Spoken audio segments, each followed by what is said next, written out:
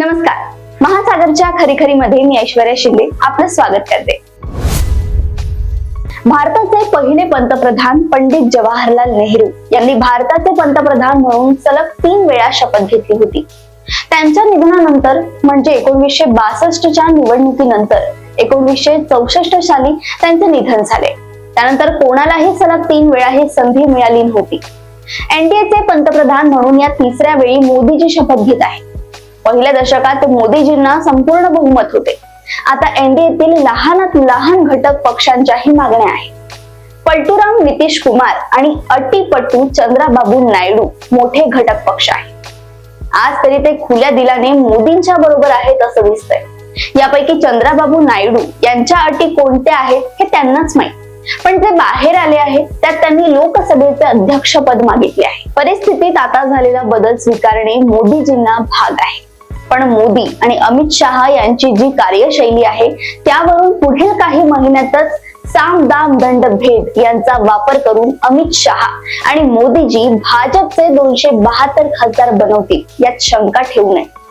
एकदा का 272चे कार्य संपन्न झाले की मग कोणाच्याही अटी मान्य करण्याचे कारण उरणारच नाही.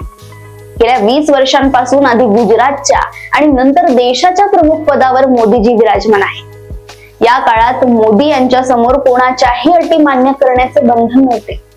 मोदी यांची कार्यशैली आता सर्वांना ठाऊक झाली आहे. पक्षातील मोठ्यात मोठ्या मंत्र्यालाही पीएमओच्या परवानगीशिवाय काहीच करता येत नव्हते. सब कुछ पीएमओ अशी परिस्थिती होती. पण आता अनेक मंत्रालये सहयोगी पक्षांना देण्यात येणार आहे. ते पीएमओच्या अखत्यारीत राहतील का आणि त्यांचा स्वतंत्र बाणा मोदीजींना पटेल का?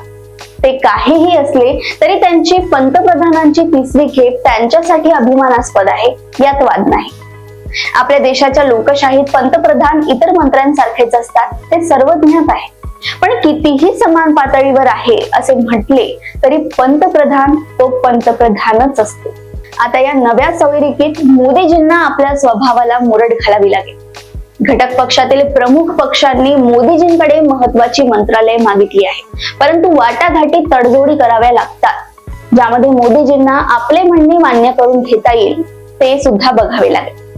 आता समोर तुल्यबळ विरोधी पक्ष आहे. त्यामुळे त्यांच्याही मागण्यांकडे सहजासहजी दुर्लक्ष करता येणार नाही. यापुढे भाजपला चंद्राबाबू नायडूंचा प्रस्ताव स्वीकारता आला तर त्यांच्या पक्षाचा स्पीकर होईल.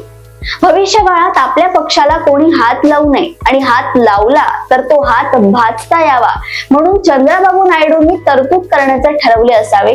तसाही चंद्राबाबूंना जुन्या एनडीएचा चांगलाच अनुभव आहे. त्यावेळीही त्यांचाच अध्यक्ष होता.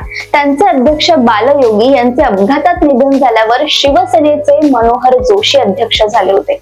पण त्यावेळी असा प्रकार नव्हता. पक्ष बदलाची किंवा पक्ष फोडीची गरज कोणालाही पडली नव्हती. आता मात्र परिस्थिती बदलली आहे. अशा वेळी आपला सभापती असलेला बरा या भावनेतून चंद्राबाबूंनी ही मागणी केली असावी.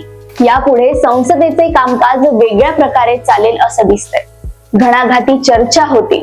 विधेयके पटापट मंजूर होणार नाहीत. विरोधी पक्षांना बोलण्याची संधी मिळेल.